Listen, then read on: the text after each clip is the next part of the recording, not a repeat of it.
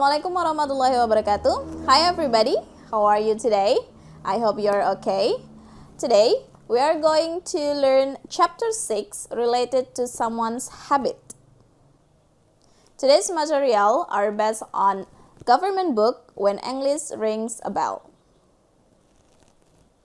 Our objectives today are: first, identify the social function, structure, and language features of the text related to someone's habit.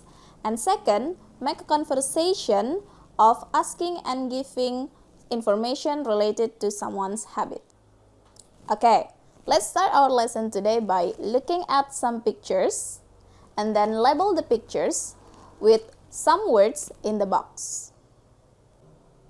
Have you finished? Let's check your answer. Picture number 1. Yes, jog.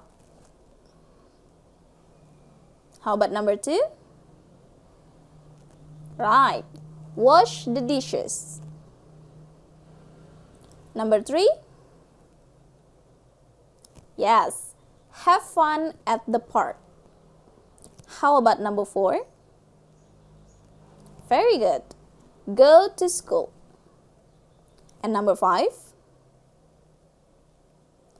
Yes, clean the classroom. Last number? Excellent. Study. Okay, now listen and repeat. Number 1, jog. Once more, jog. Number 2, wash the dishes. Wash the dishes. Number 3, have fun at the park. Have fun at the park. Number 4, go to school. Go to school. Number 5, clean the classroom. Clean the classroom. And number 6, study. Once more, study. Okay, now read some text and please pay attention to the activities that always do by the people in the text. Pada saat kalian membaca beberapa teks berikut, perhatikan beberapa kegiatan yang selalu dilakukan oleh orang-orang yang ada dalam teks tersebut. Good morning, Benny. Good morning, City. How are you today? I'm doing very well. You arrive very early. Do you arrive early every day? Yes, I do. I always come to school early. I always leave home at 6. I don't want to be late. Benny, why do you clean the classroom by yourself? Dayu is not here. She's late. Don't worry, I will help you clean the classroom. Thank you, City. You always help other people. You are welcome, Benny. Let's study together again tomorrow. Do you study every day? Yes, I do. I always study every day. That's why you always get good grades. You always study every day. I do and I enjoy it. Lisa, let's jog tomorrow morning. What time? At 6 a.m. Okay. Do you always jog every weekend? Not only on weekend. I usually jog 3 times a week. That's why you always look very fit. Thank you. Okay, I'll be at your house at 6 a.m. tomorrow. See you. See you, Edo. Guys, let's go to the park this weekend. That sounds a good idea. Yes, let's go there on Saturday. I love the park. I always go there every afternoon. I'll go with you guys. Edo, will you join us? Of course I will. Benny, let's go to school early tomorrow, so we can study together before the English test. I'm sorry, I can't. I help my mom wash the dishes before I go to school. Do you always help your mother every morning? Yes, I do. I always help my mom whenever I can. That's great. Hey, let's study together this afternoon. We don't need to wait until tomorrow. Yes, sure. That's a good idea. After you read the text, please complete the mind map about someone's habits. Lengkapi mind map berikut dengan kegiatan yang selalu dilakukan oleh orang-orang yang ada dalam teks. Have you finished? Let's check your answer.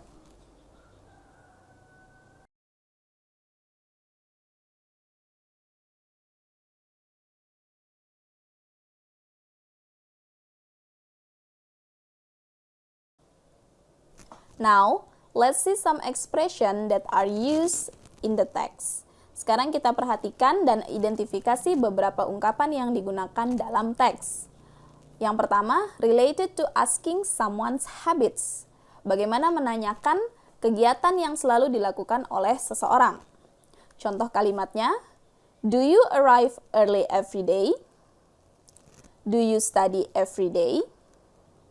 Do you always jog every weekend? Do you always help your mother every morning? Dari contoh kalimat pertanyaan tadi, bisa kita lihat struktur kalimatnya. Yang pertama diawali dengan kata do, kemudian diikuti dengan subjek, kemudian diikuti dengan kata always atau usually, kemudian diikuti dengan kata verb atau kata kerja, dan diakhiri dengan adverb of time atau keterangan waktu. Dalam kalimat pertanyaan tersebut, kita juga bisa menggunakan kata does, di mana kata does digunakan apabila subjek yang dipakai adalah she, he, atau it. Sedangkan kata do digunakan apabila subjek yang dipakai adalah I, you, we, atau they. Selanjutnya, mari kita lihat beberapa contoh kalimat yang menyatakan kebiasaan atau kegiatan yang dilakukan oleh seseorang. Contohnya adalah, I always come to school early. I always leave home at 6. You always help other people. I always study every day. I usually jog 3 times a week. I always go to the park every afternoon. I always help my mom whenever I can. Pada saat menyatakan kebiasaan atau kegiatan yang dilakukan oleh seseorang, kita dapat membuat kalimatnya dengan mengikuti struktur sebagai berikut.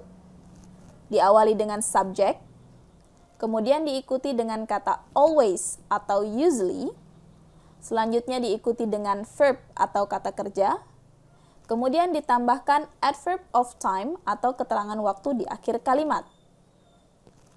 Keterangan waktu yang bisa kita gunakan sebagai berikut. Every day, every weekend, every month, 3 times a week, in the morning, dan lain-lain.